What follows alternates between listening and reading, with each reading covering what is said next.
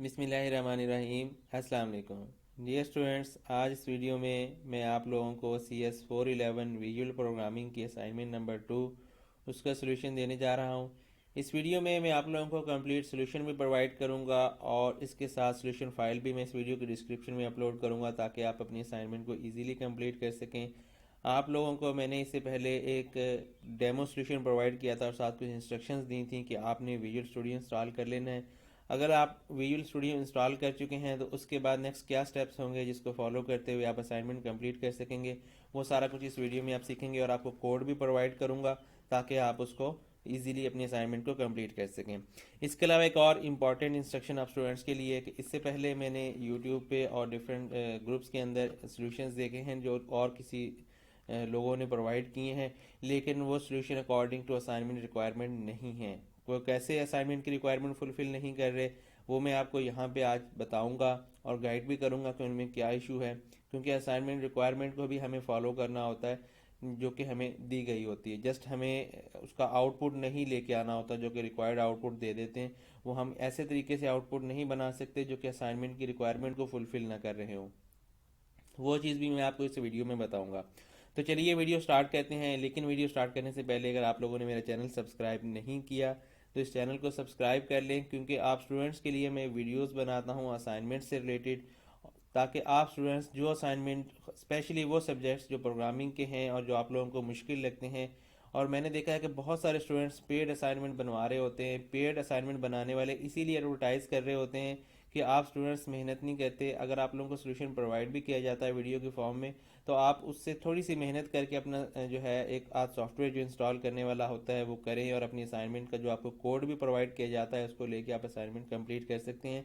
तो जो paid assignment बनाने वाले हैं वो आप लोगों को फिर ब्लैकमेल कहते हैं। वो आप लोगों को कहते हैं कि हमारे पास सोल्यूशन मौजूद है, लेकिन आप पे करेंगे तो हम आपको बना के देंगे। बेहतर है कि आप मेरे चैनल को सब्सक्राइब करें। यहाँ पे मैं आप लोगों को प्रोग्रामिंग की तमाम असाइनमेंट्स का सोल्यूशन प्रोवाइड करता हूँ और फ्री ऑफ कॉस्ट करता हूँ। आप खुद भी यहाँ से अपने असाइनमेंट्स को कंप्लीट कर सकते हैं। अपने दूसरे फेलोज़ को भी आप रेफ़र करें कि वो भी इस चैनल को सब्सक्राइब करें, ताकि तमाम स्टूडेंट्स को आपकी प्रोग्रामिंग से रिलेटेड सब्जेक्ट्स, कंप्यूटर साइंस के जितने सब्जेक्ट्स हैं उनके असाइनमेंट्स यहाँ से फ्री ऑफ कॉस्ट मिल सकें। और आप लोगों को कंप्लीट गाइडलाइंस भी मैं प्रोवाइड करता हूँ ताकि आप उनको फॉलो करते हुए अपनी असाइनमेंट के अंदर डिफरेंट चेंजेस भी कर सकें और आपका कोड जस्ट कॉपी पेस्ट ना हो। तो चलिए असाइनमेंट की तरफ चलते हैं। असाइनमेंट हमारे पास जो टास्क दिया गया है वो मैंने डेमो में भी आप लोगों को एक्सप्लेन किया था कि हमें एक कंसोल एप्लीकेशन बनानी है विजुअल स्टूडियो को यूज़ करते हुए। और उसके बाद हमने क्या करना है, उसके फंक्शन रिक्वायरमेंट क्या है कि हमने उससे एक बिल जनरेट करना है। हमने यूज़र से मीटर रीडिंग लेनी है और उसके अकॉर्डिंगली हमने एक विंडोज़ फॉर्म क्रिएट करना है और विंडोज़ फॉर्म की मदद से फिर हमने उस पर बटन बनाना है और बटन की मदद से हम क्लिक करेंगे तो हमारा बिल और उसकी रीडिंग, मीटर रीडिंग जो है वो शो होनी चाहिए। इसका डेमो मैंने आप लोगों को पहले प्रोवाइड कर दिया था कि हमारे पास ये इस तरह का एक आउटपुट आएगा। पहले इंटर प्रीवियस रीडिंग, आप यहाँ पे रीडिंग इंटर करेंगे और ये रीडिंग क्या होनी चाहिए, ये आपके जो स्टूडेंट आईडी है उसके कोई भी 3 डिजिट्स, कंसेक्टिव 3 डिजिट्स होने चाहिए जी। तो कंसेक्टिव 3 डिजिट्स को लेके जब आप इसको यहाँ पे इनपुट करवाएंगे तो उसके बाद आपने क्या करना है कि आपके पास ये डिजिट्स जो हैं ये 3 डिजिट नंबर होगा 1000 से लेस। तो आपने टोटल जो करंट रीडिंग है वो 1000 लेनी है और ये फिक्स होगी। ये असाइनमेंट में बता दिया गया है, ये आप यूज़र से भी इनपुट नहीं करवाएंगे। उसके बाद आप लोग क्या करेंगे कि आप लोगों ने ये करंट रीडिंग में से ये प्रीवियस रीडिंग माइनस करनी है और माइनस करके आपने उसके अकॉर्डिंग बिल शो करवाना है। तो जैसे ही हम यहाँ पे इंटर करेंगे अपनी प्रीवियस रीडिंग तो एक फॉर्म अपीयर होना चाहिए। फॉर्म हमें इसी कंसोल के साथ क्रिएट करना है, इसी कंसोल प्रोजेक्ट के अंदर। वहाँ पे उन लोगों ने क्या किया हुआ है कि उन्होंने एक ही सोल्यूशन के अंदर 2 प्रोजेक्ट्स क्रिएट कर लिए हैं। एक कंसोल प्रोजेक्ट क्रिएट किया हुआ है और एक साथ ही विंडोज़ फॉर्म प्रोजेक्ट क्रिएट किया हुआ था। मेरा ख्याल है कि ये असाइनमेंट की रिक्वायरमेंट नहीं थी।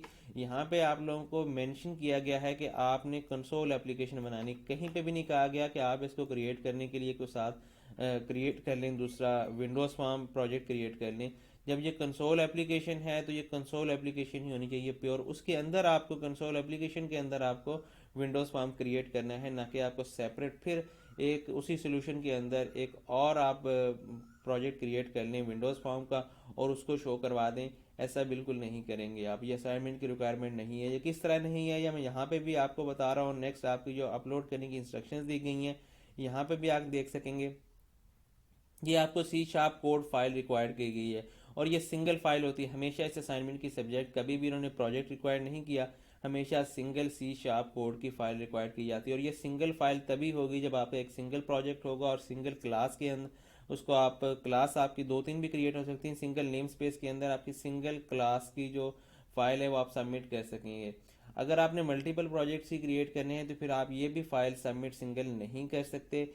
इसके लिए आपको फिर वो दोनों तीनों जितनी भी फाइल्स आपकी इस प्रोजेक्ट से क्रिएट होती हैं, एक फाइल में हाफ कोड है, दूसरी में आपको विंडोज़ फॉर्म का कोड है, एक में फंक्शनैलिटी है, एक में आप इनपुट करवा रहे हैं, तो ये चीज़ें आप इकट्ठी वहाँ पे अपलोड करेंगे तो ये रिक्वायरमेंट फुलफिल नहीं होती। आपको ये सिंगल फाइल यहाँ पे सबमिट करनी है। तो इसके लिए मैं आपको यही सोल्यूशन देने जा रहा हूँ कि जो मैंने एक सिंगल फाइल के अंदर और सिर्फ कंसोल एप्लीकेशन क्रिएट करते हुए कहीं पे भी हमने विंडोज़ फॉर्म एप्लीकेशन या विंडोज़ फॉर्म को डायरेक्टली ऐड नहीं किया, हमने क्रिएट करवाया है।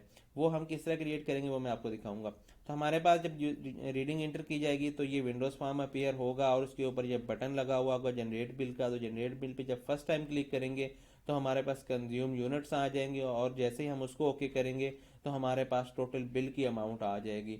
ये मैं आप लोगों को ऑलरेडी डेमो दे चुका हूँ, हमारा प्रोग्राम जिसके अकॉर्डिंग फंक्शनल है। अब चलते हैं इसके सोल्यूशन की तरफ। तो ये सोल्यूशन के लिए आपने क्या करना है, सबसे पहले आपके पास विजुअल स्टूडियो इंस्टॉल होना चाहिए, जो कि मैं आपको प्रीवियस वीडियो में गाइड कर चुका था। तो आप विजुअल स्टूडियो को ओपन करेंगे, विजुअल स्टूडियो रन हो जाए उसके बाद नेक्स्ट मैं आपको स्टेप बताता हूँ। जी हमारे पास विजुअल स्टूडियो जो है वो सक्सेसफुली ओपन हो चुका है। यहाँ पे आप न्यू प्रोजेक्ट पे जाएंगे, न्यू प्रोजेक्ट सेलेक्ट करेंगे स्टार्ट मेन्यू में, और उसके बाद आपने यहाँ से जो विंडो ओपन होगी न्यू प्रोजेक्ट की, वहाँ से आपने कंसोल एप्लीकेशन ही सिलेक्ट करनी है। देखें यहाँ से आपने विंडोज़ को सिलेक्ट किया, विंडोज़ को सिलेक्ट करने के बाद यहाँ पे कंसोल एप्लीकेशन सिलेक्ट करेंगे। ठीक है, तो यहाँ पे आप अपनी एप्लीकेशन का कोई भी नेम दे लें, लाइक मैं CS411_2 दे देता हूँ, या असाइनमेंट 2। ठीक है, आप कोई भी नेम देना चाहें, चाहे आप अपनी आईडी के नेम से इसको क्रिएट कर लें। चले मैं अपनी आईडी से क्रिएट कर देता हूँ BC0904022315। तो यहाँ पे मैं इसको ओके कर रहा हूँ। आपका ये जो प्रोजेक्ट क्रिएट होगा ये कंसोल प्रोजेक्ट है और हमने इसी के अंदर अपना काम कंप्लीट करना है।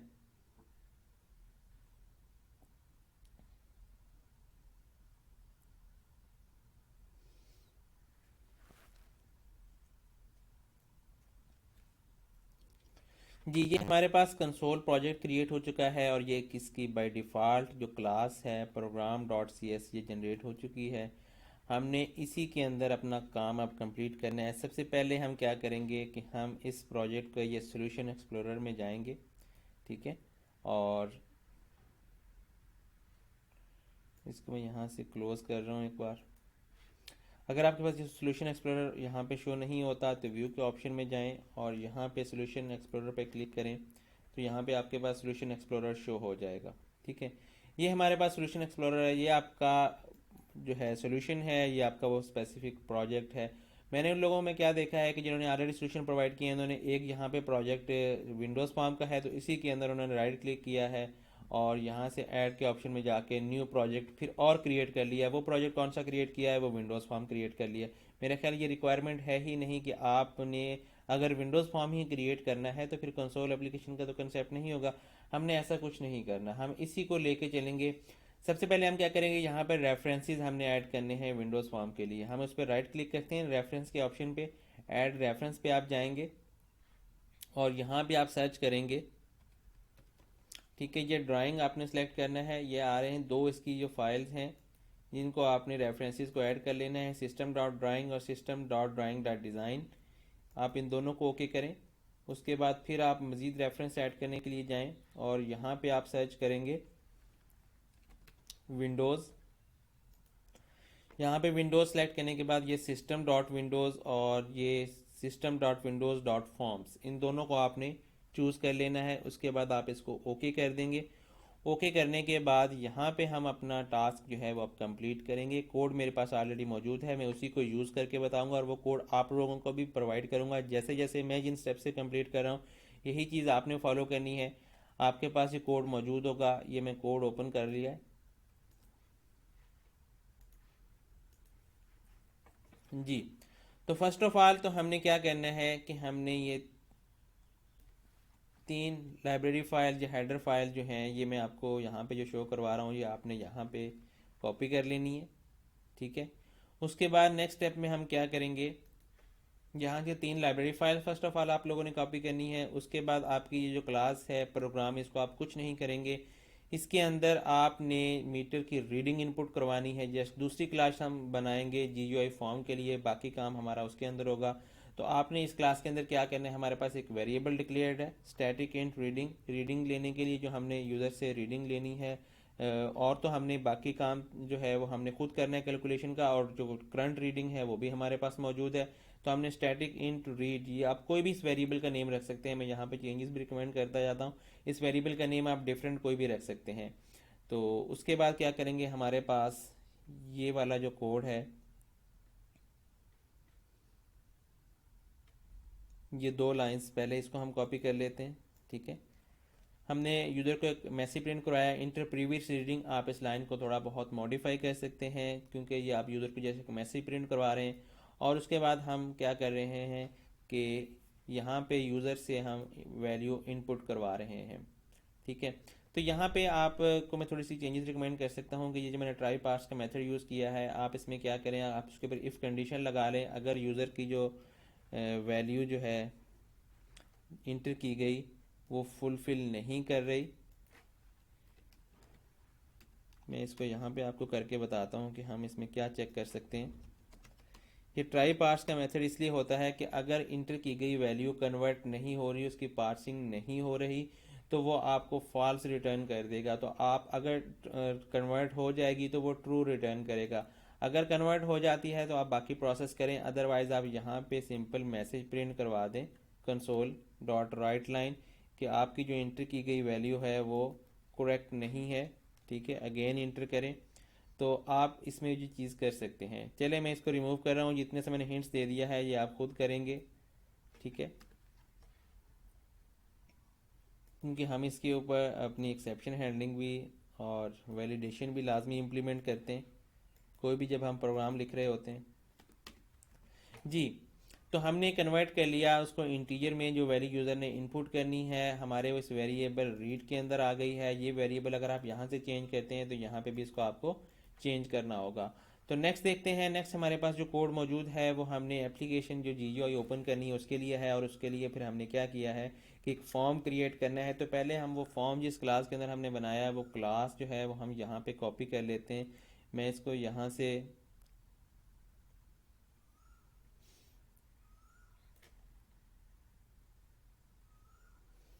इसको इतना कोड जो है इस क्लास का, बल्कि इस क्लास का कोड कंप्लीट कॉपी कर लेते हैं यहाँ तक।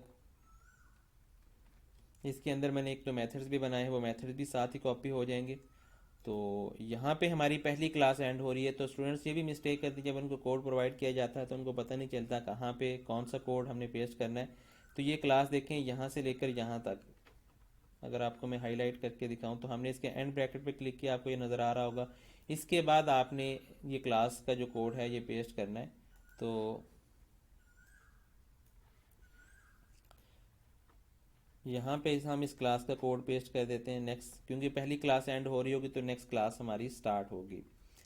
तो यहाँ पे हमारी ये सेकंड क्लास पेस्ट होगी। अब इसको हम देखते हैं कि इस क्लास के अंदर क्या क्या मौजूद है। एक तो हमने ये रीडिंग के लिए हमने एक वेरिएबल डिक्लेयर किया है। ठीक है, और दूसरा हमारे पास ये क्लिक का इवेंट उसका कोड है। तो असल कोड जो हमारा है वो यहाँ पे GUI जो है इसको इनिशियलाइज करवाने के लिए हमारे पास मौजूद है। ये हमने कोड लिखा हुआ है। ये सारा कोड आप एज इट इज़ मतलब कि यूज़ कर लेंगे। इसमें एक दो चेंजेस मैं आपको रिकमेंड कर दूंगा। ये हम उस फॉर्म को इनिशियलाइज करवा रहे हैं जो कि हम क्रिएट करना है। तो यहाँ पे हमारे पास जो फॉर्म है वो यहाँ से क्रिएट हो रहा है। ये उसका साइज़ दे रहे हैं हम, इसका साइज़ आप डिफरेंट थोड़ा सा दे सकते हैं, ये जो मैंने साइज़ दिया हुआ है फॉर्म का। उसके बाद मेरे पास ये जो बटन मैंने क्रिएट करना है उसके ऊपर ये वो बटन क्रिएट किया है। बटन का कोड तो यहाँ पे है, वैसे बेसिकली फर्स्ट बटन क्रिएट किया है, लेकिन उसको यहाँ पे हम नेम दे रहे हैं और फिर हम उसको उसके साथ ऐड करेंगे। यहाँ पे होगा ये वाला control dot add this button, हमने इस फॉर्म के ऊपर उसको ऐड करना है। आप इस बटन का नेम चेंज कर सकते हैं, ज़रूरी नहीं कि आप उसका नेम वन ही रखें, ये लाइक अ वेरिएबल नेम। उस फंक्शन उस बटन को, लेकिन ये फिर आगे आप चेंज कहाँ पे करेंगे वो भी मैं बताता हूँ। अगर आप ये नेम यहाँ पे बटन का चेंज करते हैं, सबसे पहले तो आप इसका नेम यहाँ पे चेंज करेंगे बटन वन का, ये उसके ऊपर आप जो नेम असाइन करें, फिर आप इसकी चेंजेस कहाँ पे आएंगी, इस बटन वन को फिर आप जब यहाँ पे चेंज करेंगे, ये उसका क्लिक का इवेंट जब आप उसके साथ ऐड कर रहे हैं, बटन वन यहाँ पे भी चेंज होगा और देन यहाँ पे भी, फिर इसका इवेंट की यहाँ पे डेफिनेशन हम दे रहे हैं, ये वो यहाँ पे मौजूद है, बटन वन अंडरस्कोर क्लिक, यहाँ पे भी चेंजेस करनी पड़ेंगी। अगर आपसे चेंजेस करते हुए कोई मिस्टेक हो जाती है तो दोबारा आपके पास ये बैकअप कोड मौजूद होने चाहिए, अब उसी को अगेन यूज़ कर लें। अक्सर स्टूडेंट्स की ये क्वेरीज आ रही होती हैं कि हमने चेंजेस किए हैं और हमारा प्रोग्राम अब रन नहीं रन हो रहा, तो दोबारा बैकअप कोड की तरफ आ जाएं, उससे फिर रन करें, दोबारा चेंजेस करने की कोशिश कर रहे हैं और थोड़ी थोड़ी करके चेंजेस करें। एक एक चीज़ को आप पकड़ें, मतलब कि एक वेरिएबल आपने चेंज करना है, आप पूरे कोड में देखें कि कहाँ कहाँ पे ये वेरिएबल यूज़ हो रहा है, तो आप तमाम जगह पे उसको चेंज करें, फिर नेक्स्ट मूव करें। तो हमारे पास ये जो सबसे पहले तो मैं ये बता रहा था कि ये हमारे पास वो विंडोज़ फॉर्म क्रिएट किया है, जो इसके ऊपर बटन जो हम दे रहे हैं उसका नेम हम असाइन कर रहे हैं, और ये हम बटन बना रहे हैं, और ये उस बटन का हमने टैब इंडेक्स हमने सेट किया। ये कंपलसरी नहीं है, अगर आप चाहें तो इसको आप रिमूव कर सकते हैं।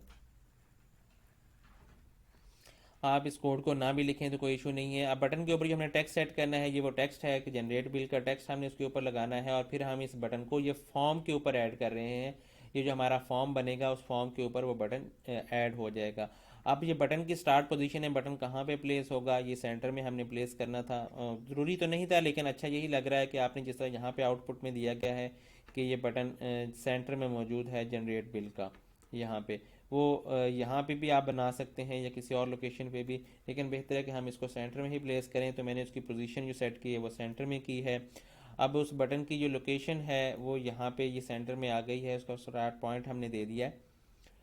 अब क्या है, ये हमारे पास सॉरी, ये वाली जो पोजीशन थी ये उसकी फॉर्म की पोजीशन थी, ये बटन की लोकेशन है। ये जो नेक्स्ट लाइन का कोड है, ये उस विंडोज़ फॉर्म कहाँ पे अपीयर होना चाहिए, ये मैंने सेंटर में अपीयर करवाया।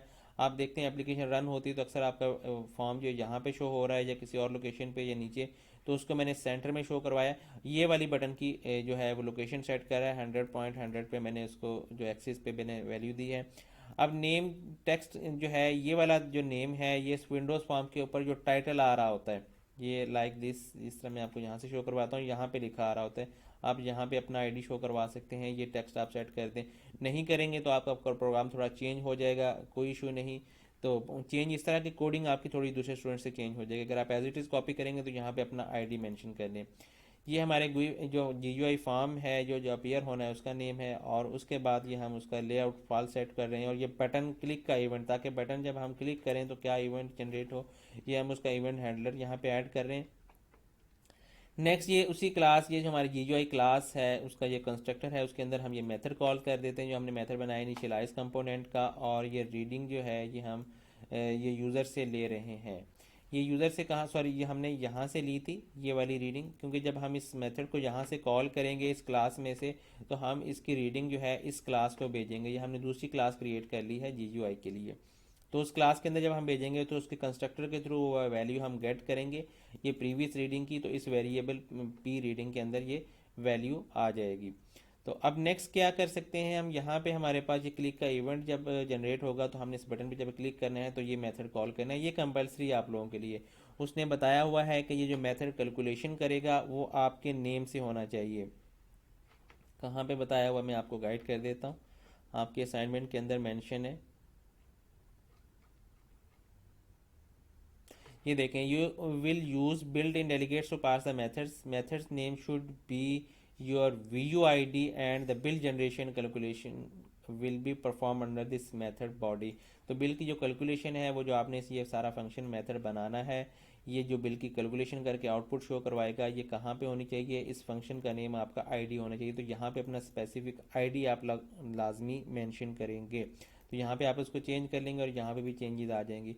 अब ये फर्स्ट ऑफ ऑल हम क्या करें, कैलकुलेशन सिंपल ये कैलकुलेशन है, ज़्यादा एक्सप्लेन करने की ज़रूरत नहीं है। हमारे पास ये यूनिट जो है, ठीक है, हमने वो कैलकुलेट करने हैं। टोटल हमारे पास जो कंज्यूम यूनिट है वो किस तरह आएंगे कि हमारे पास करंट यूनिट 1000 है और ये फिक्स थे, इसमें हमने कुछ नहीं करना, उसको हम माइनस करेंगे प्रीवियस रीडिंग के साथ। तो हमारे पास ये कंज्यूम यूनिट्स, उसका हमने एक मैसेज बॉक्स शो करवा दिया है।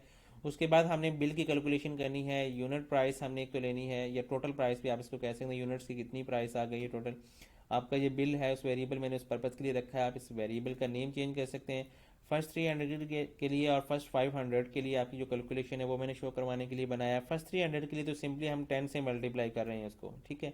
If units less than or equal to 300। Next क्या है कि यूनिट 300 से अबव है लेकिन वो less than or equal to 500, तो क्या करेंगे, पहले 300 के लिए हम उसको 10 से मल्टीप्लाई कर रहे हैं और नेक्स्ट हम उसको ऐड कर देंगे उसकी अमाउंट को।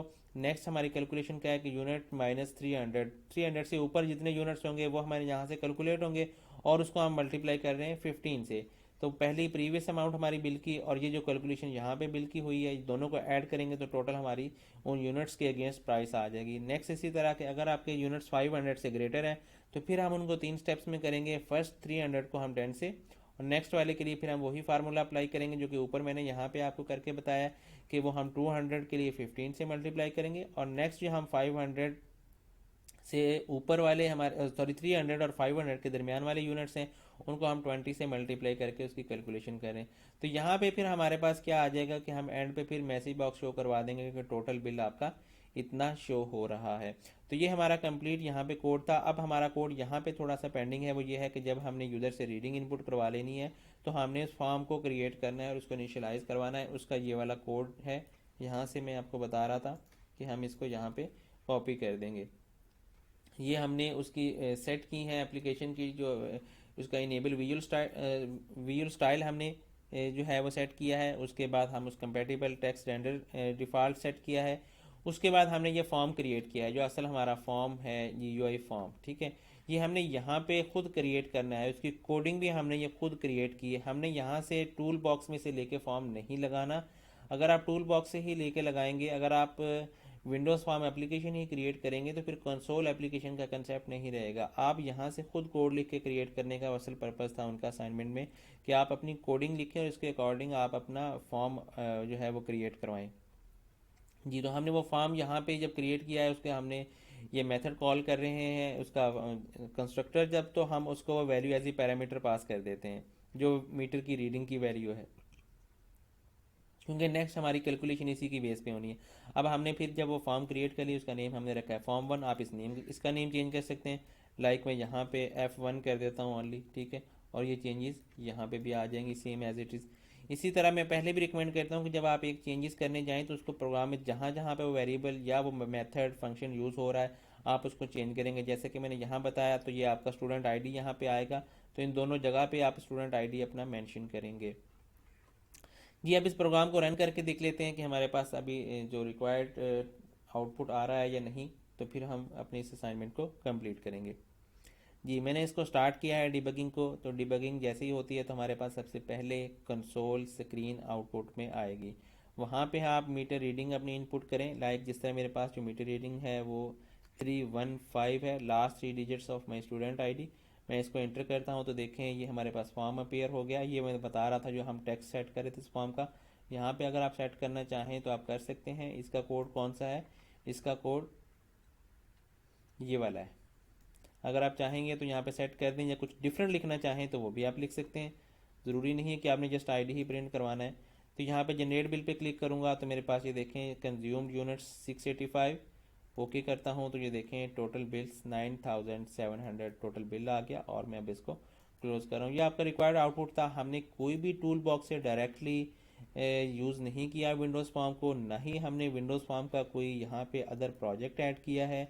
हमने सिंपल अपने इस प्रोग्राम के अंदर एक क्लास क्रिएट किया, उस क्लास के अंदर फिर हमने फॉर्म खुद क्रिएट किया है, खुद क्रिएट करके उसके लिए बटन क्रिएट किया है, बटन उसके ऊपर हमने ऐड करवाया है और फिर उसका क्लिक का इवेंट हमने इस पर ऐड करवाया है और देन क्लिक के इवेंट की मदद से फिर हम उसकी कैलकुलेशन भी शो करवा रहे हैं। तो ये स्टूडेंट्स ये कंप्लीट आपकी असाइनमेंट थी। मैं दोबारा इसका आपका कोड जो है ये वाला शो करवा देता हूँ और इसका जो फाइल है वो भी मैं अपलोड कर दूंगा, लेकिन ये फाइल डायरेक्टली आप लोगों से यूज़ नहीं होनी। जितनी भी मैंने इंस्ट्रक्शन यहाँ पे दी हैं कि पहले प्रोजेक्ट क्रिएट करेंगे, फिर आप उसके रेफरेंसेस ऐड करेंगे, फिर स्टेप बाय स्टेप आपने किस तरह कहाँ कहाँ पे कोड प्लेस करना है वो कोड प्लेस करेंगे। ये कंप्लीट कोड जो है ये भी इस वीडियो की डिस्क्रिप्शन में मैं अपलोड कर दूंगा। ये 3 लाइब्रेरी फाइल्स या हेडर फाइल्स आप लोगों ने करनी है ऐड। ये वाली फर्स्ट इनको आप ऐड करेंगे।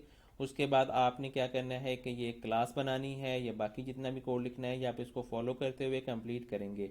तो मेरा ख्याल है कि आप इजीली अपनी असाइनमेंट कंप्लीट कर सकेंगे और ये असाइनमेंट आपकी 100% अकॉर्डिंग टू असाइनमेंट रिक्वायरमेंट है। असाइनमेंट आपकी जब कंप्लीट हो जाएगी आपने क्या करना है, सबमिट करना है। तो सबमिट करने के लिए क्या रिक्वायर्ड होगा, आपने इस प्रोग्राम को रन करना है और रन करने के लिए आपने इसके बाद फिर यहाँ पे अपनी वैल्यूज़ वगैरह एंटर करनी है। तो मैं वो भी स्टेप कंप्लीट करके बता देता हूँ। सबसे पहले आप क्या करेंगे, स्क्रीन टू गिफ ये सॉफ्टवेयर ओपन कर लेंगे क्योंकि आपने इसकी रिकॉर्डिंग करनी है। तो मैं यहाँ पे देखें, इसको रिकॉर्ड पे क्लिक किया तो ये मैं फिर गाइड कर रहा हूँ। लास्ट टाइम भी कुछ स्टूडेंट्स को इशू आ रहा था, इसकी स्क्रीन कम सेलेक्ट हुई होती है या थोड़ी है वो इस तरह है, तो वो उनको समझ नहीं आ रही होती। आप इसको कॉर्नर से पकड़ें, ठीक है, और इसकी फुल स्क्रीन जो है वो आप लोग सेलेक्ट कर दें लाइक दिस। और यहाँ से भी कॉर्नर से पकड़ें और यहाँ पे इसकी स्क्रीन सेट कर दें। इसको क्या करें कि आप विजुअल स्टूडियो आपने ओपन किया हुआ है, इसको यहाँ पे हम स्टॉप करते हैं। तो यहाँ पे रिकॉर्डिंग पे क्लिक करना है। आप रिकॉर्डिंग स्टार्ट हो चुकी है, आप प्ले करें, इसकी एग्जीक्यूशन की तरफ जाएं। यहाँ पे अपना जो भी 789 में इंटर कर देता हूँ डमी वैल्यू। आप अपना लास्ट 3 डिजिट या कोई भी 3 डिजिट अपनी आईडी में से कंटिन्यूस जो कि नॉन ज़ीरो होने चाहिए, 2 डिजिट उसमें से इंटर करें। आपके पास ये जनरेट बिल का ऑप्शन आ गया, इस पर क्लिक करें। कंज्यूम यूनिट्स आ गए, ओके करें। टोटल बिल्स आ गया, ओके करें। एंड देन एप्लीकेशन को क्लोज करें और स्टॉप, और यहाँ से इसको स्टॉप कर दें। जितनी भी इस प्रोग्राम की एग्जीक्यूशन थी वो आपकी सारी रिकॉर्ड हो चुकी है। तो फाइल के ऑप्शन पे चले जाएं, यहाँ पे सेव एज के ऑप्शन में चले जाएं और यहाँ पे फिर आके अपना आईडी लिख लें और उसको सेव कर दें, BC09040231 इसकी बाय डिफ़ॉल्ट जो डायरेक्टरी है, लोकेशन है, वो डेस्कटॉप पे सेट है। आप इसको सेव करें। विद इन हाफ मिनट या मैक्सिमम 1 मिनट के अंदर ये आपकी प्रोग्राम की फाइल सेव हो जाएगी। एक तो आपने ये सेव कर लेनी है, दूसरा हमने जो प्रोजेक्ट क्रिएट किया है मैं वो बता देता हूँ आपको। यहाँ पे मैंने डायरेक्टरी चेंज नहीं की थी इसकी, बाय डिफ़ॉल्ट ये डॉक्यूमेंट्स के फोल्डर के अंदर यहाँ पे ये विजुअल स्टूडियो 2015 का फोल्डर है, उसके अंदर ये प्रोजेक्ट्स का फोल्डर है। और ये देखिए मैंने अपने नाम से प्रोजेक्ट, अपनी आईडी के नेम से प्रोजेक्ट क्रिएट किया था। इसको ओपन करेंगे और यहाँ पे आप जब आएंगे तो ये आपके पास program.cs की फाइल मौजूद है। आप इसको रीनेम करना चाहें तो आप कर सकते हैं, अदरवाइज एज इट इज़ भी आप सबमिट कर दें, कोई इशू नहीं है।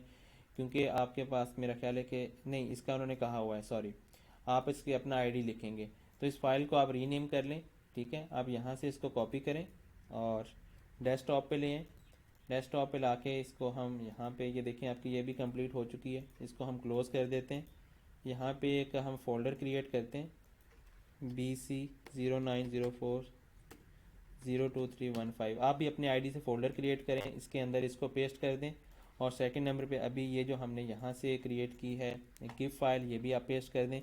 इसका आईडी, इसका नेम जो है वो भी आप सेव करें, BC09040231।